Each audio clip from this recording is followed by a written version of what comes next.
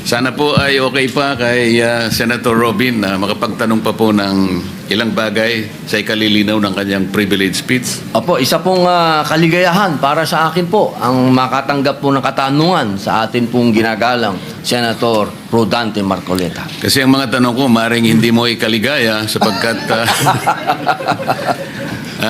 Basta pag wala pong wala nang buhaya. Gentleman from Mindanao in Nueva Ecija, Senator Robin Padilla is recognized. Maraming salamat po, Ginoong Pangulo, at sa atin pong pinunong mayorya. A'udhu billahi minasyaitanir rajim. Bismillahirrahmanirrahim. Alhamdulillah rabbil alamin. Bismillahir wassalatu wassalamu ala rasulillahi. Assalamualaikum. Ginoong Tagapangulo, mga kagalang-galang na kasamahan, ako po ay tumitindig sa pulpitong ito ngayong hapon sa bisa po ng personal at kolektibong pribilehiyo. Tunay na nakapanlulumo po ang sunod-sunod na revelasyon ng kapalpakan ng isang pulutong at sindikato di umano sa DPWH. Sa halip na maging sandigan ng ating mamamayan na makapagbigay ng kinakailangang infrastructure laban sa matitinding kalamidad, naging bahagi pa po sila ngayon ng problema. Kawalan ng malasakit sa serbisyo publiko at sa kapwa. Batid ko po na si bagong kalihim Vince Dizon na aking itinuturing na kaibigan at kasama ay patuloy na nagsusumikap na linisin ang hanay ng DPWH. Ako po ay nagpapasalamat sa kanyang agarang aksyon simula sa pagsisibak ng mga tinatawag niyang bad eggs. Nakipagpulong din po siya sa mga dating kalihim ng kagawaran upang humingi ng gabay. Gayunpaman, batid ko din po na napakalaki ng hamon na kanyang hinaharap.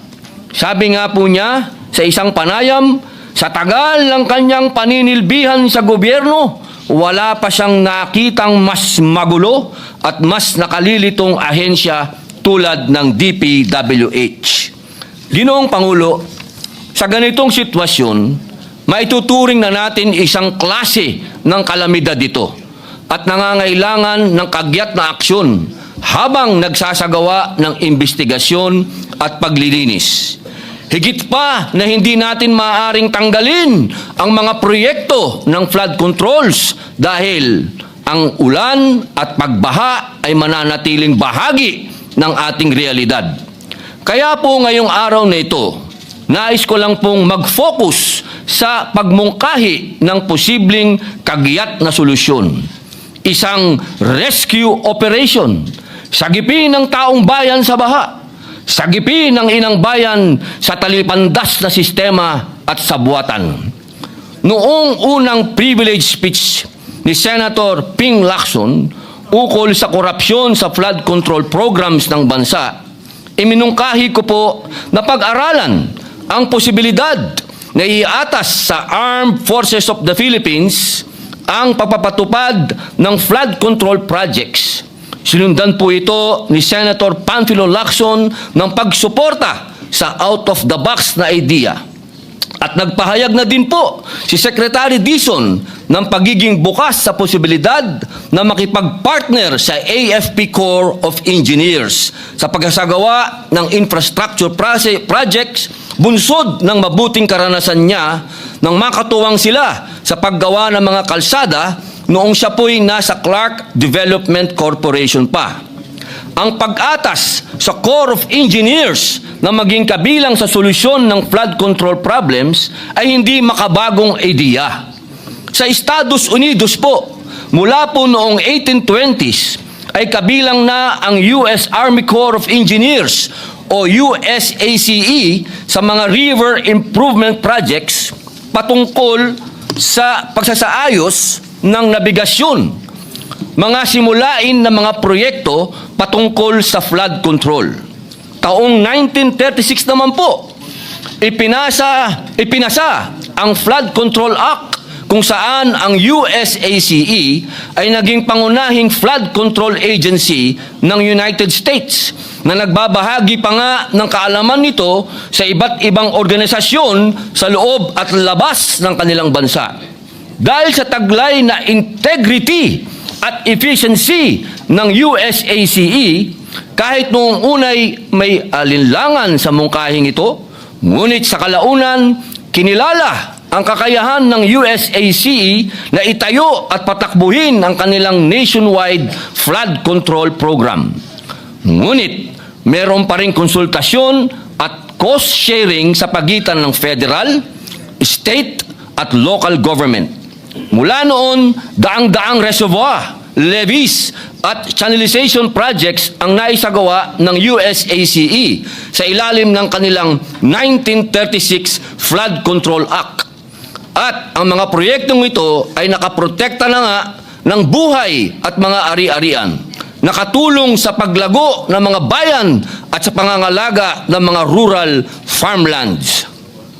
Bagamat marahil ay nag-evolve na po ang flood control programs ng US sa kasalukuyang panahon, hindi maikakaila ang naging ambag ng tapat at mahusay na serbisyo ng kanilang Corps of Engineers na nooy pinagtitibay lamang na programa. Sa puntong ito, hindi ko po mapigilang ihalintulad ang kanilang karanasan sa atin. Ang AFP Corps of Engineers o AFP-COE na kinabibilangan ng lahat ng engineering units at personal ng AFP, isang institusyon na may higit 8 dekadang kasaysayan ng serbisyo na hindi lamang limitado sa combat engineering, kundi maging sa mga proyekto ng gobyerno na sumusuporta sa national and community development goals ng bansa. Nabanggit ko na po noong nakaraan na ang AFP ay may karanasan na sa pagtatayo ng mga health center, farm-to-market roads, mga paaralan, rural electrification projects, barangay water system, at marami pang iba.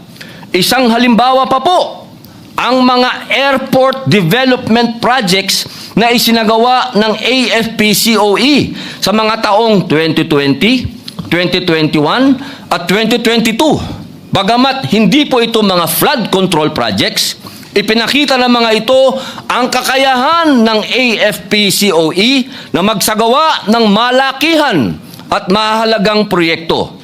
Pinakamalaking proyekto ay sa Lawag International Airport na nagkakahalaga ng 362.9 million na tinapos ng 51st Engineer Brigade sa loob lamang po ng mahigit 10 buwan.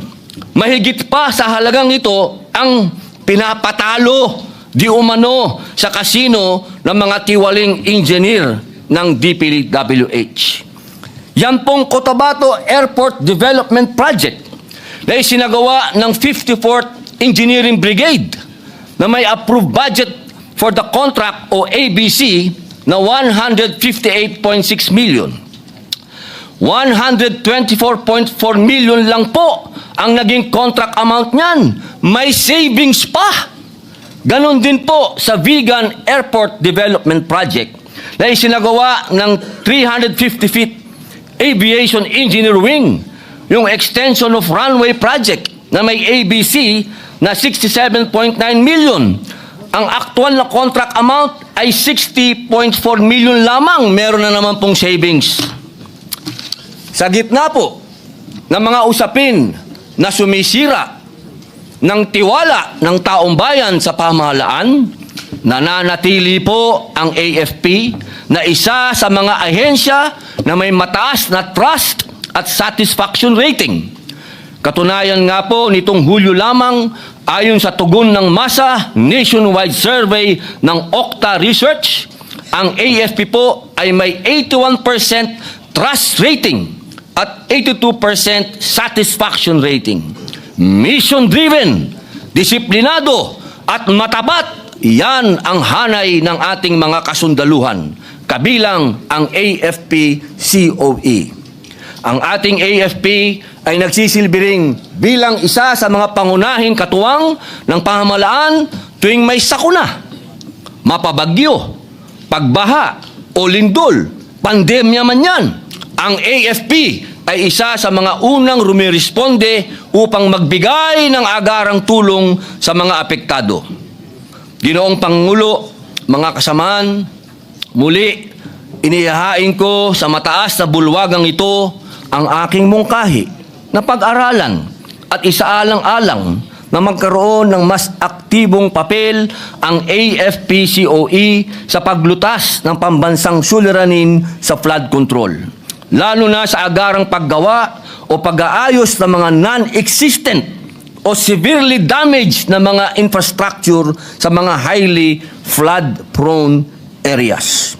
Gayunpaman, pinapaubaya ko po pa rin sa ating mahal na Pangulo bilang Commander-in-Chief ng Sandatahang Lakas at pinuno ng sangay ng executive, gayon din sa bagong talagang DPWH Secretary, DND, AFP, at iba pang ahensya ng pamahalaan ang pag-aaral at pagpapasya sa mungkahing ito. Sapagkat tulad ng nangyari sa USACE, kung madadagdagan ng tungkulin ang AFP-COE, marami pong kakailanganin ding mga karagdagang kagamitan, tauhan, kaalaman at kakayahan.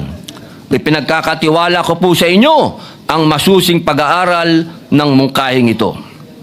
Ginoong Tagapangulo, ako po ay isang reserve officer katulad po ni Senator Mig Subiri na may ranggong Lieutenant Colonel sa Philippine Army.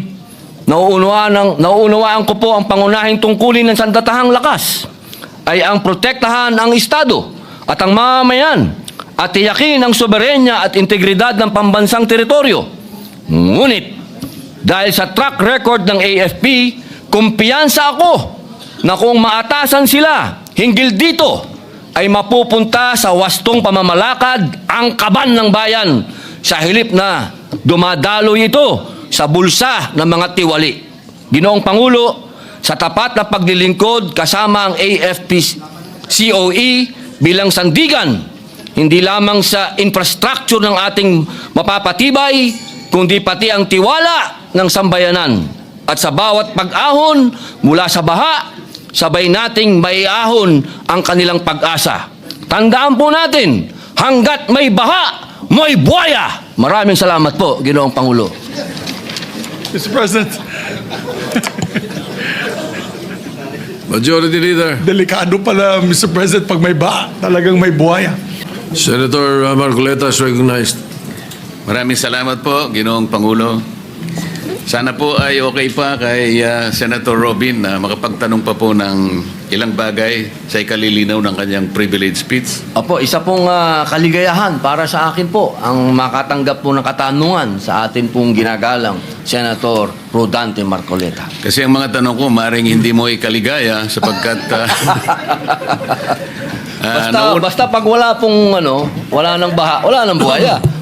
nauunawaan ko po kasi ang pangangailangan ng mga measures kapag dumarating ang mga sakuna, lalong-lalo na po ang baha, na talagang wala naman pong kinikilalang tao yan o lugar, lahat sasagasaan po niya. Kaya naiisip po ninyo na maisalba natin ang ating mga komunidad, ang ating mga kababayan, kahit sa anumang paraan na mabisa. Yun po ba ang gusto nyo sabihin, Ginoong Pangulo?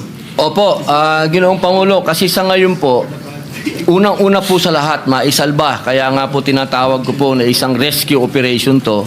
Pangalawa po, maibsan ang galit na nararamdaman po ng ating mga kababayan. Sa oras po nito, umuusok ang galit po ng ating mga kababayan at sa tingin ko po, kung meron pong napagkakatiwalaan sila na mga katulad po ng kasundaluhan na napakataas po ng kanilang approval rating, satisfaction rating, magkakaroon po ng katahimikan na rin ang pag-iisip ng ating mga kababayan po.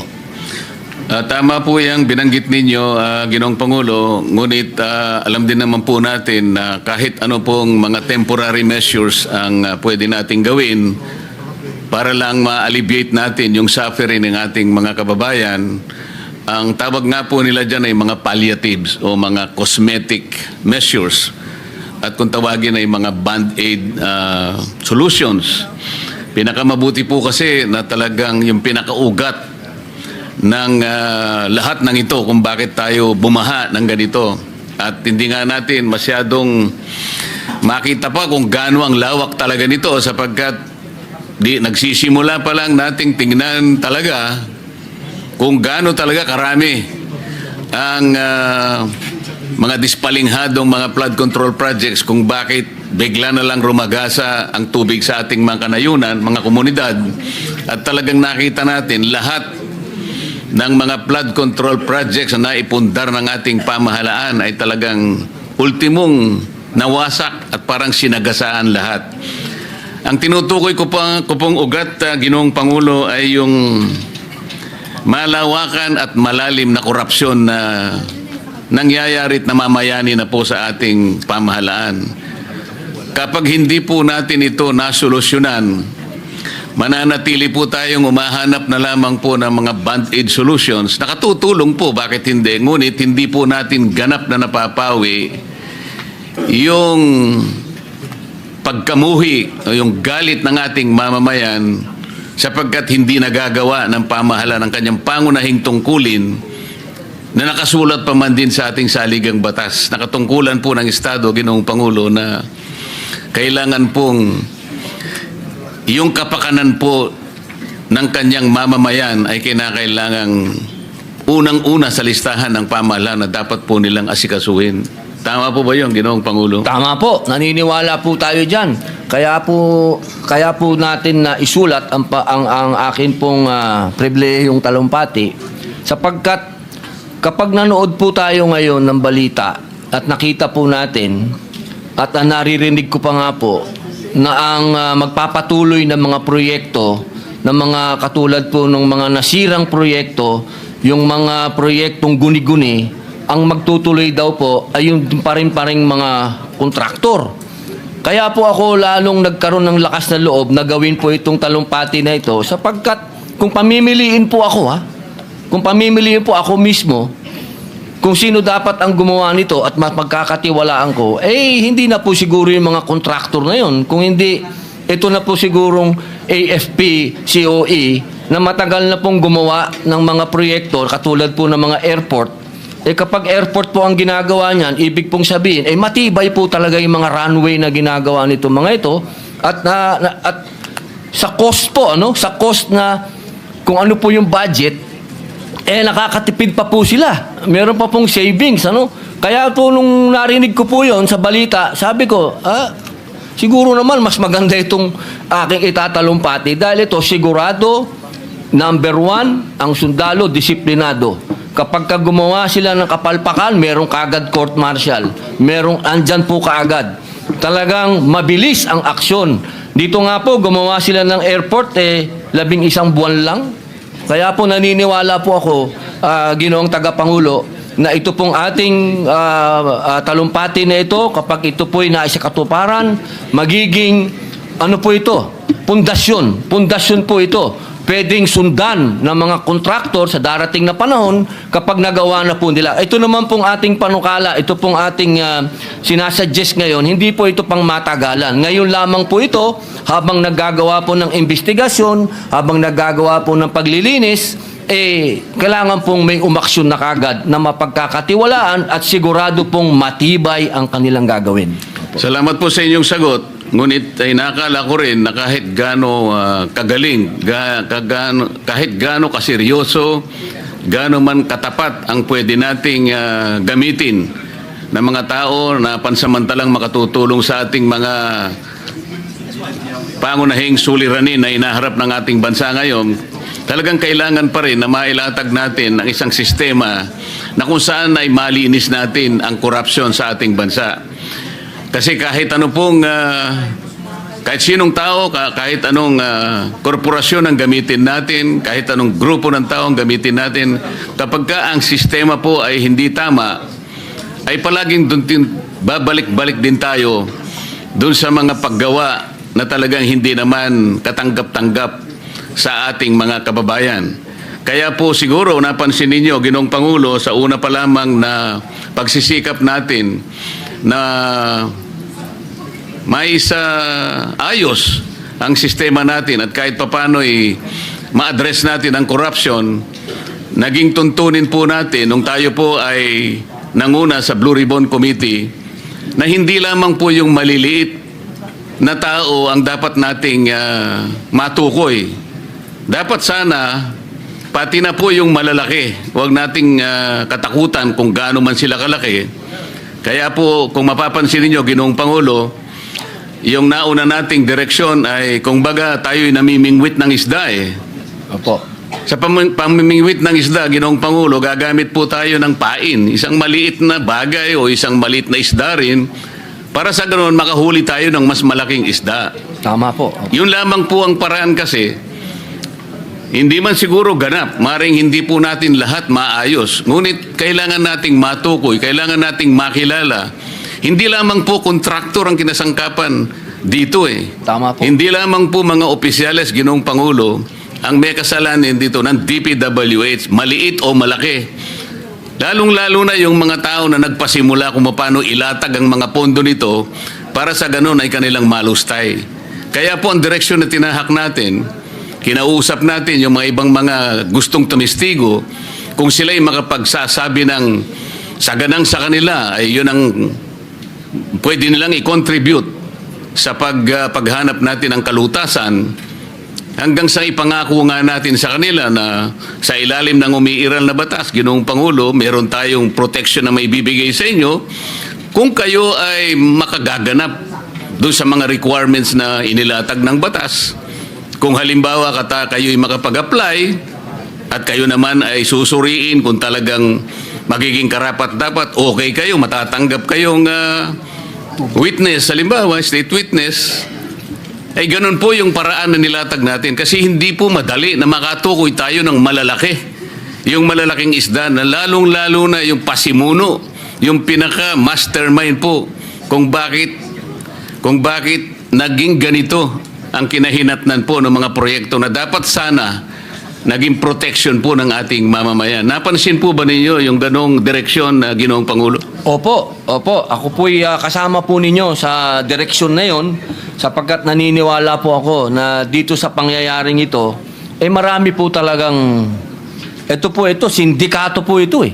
At yung direksyon po ninyo, talagang malaman natin kung ano yung nangyaring sindikato. Salamat po at sana po ay yan din ang maging direksyon natin. Wala po tayong sisinuhin kung saan makapunta, kung sino po ang hahanapin ng ebidensyang ituturo. Huwag po tayong mangimi, huwag tayong matakot. Ituloy po natin sapagkat ito lang ang paraan. Makilala natin at sana sa lalong madaling panahon po sa pamamagitan ng ganitong pamamaraan ay maihinto na po, hindi man lahat. Ngunit sana yung karamihan po ng ganitong gawain, maihinto po para sa ganon, makinabang naman po ang ating bansa. Sang-ayon po ba kayo sa ganon, Ginoong Pangulo? Opo, sang-ayon po tayo. Dapat na po talagang mabuwag yung mga yan. Opo. Maraming salamat po, Ginoong Pangulo. Maraming salamat, Senator Robin. At palagay ko, idol na rin kita ngayon. Salamat po. Salamat po.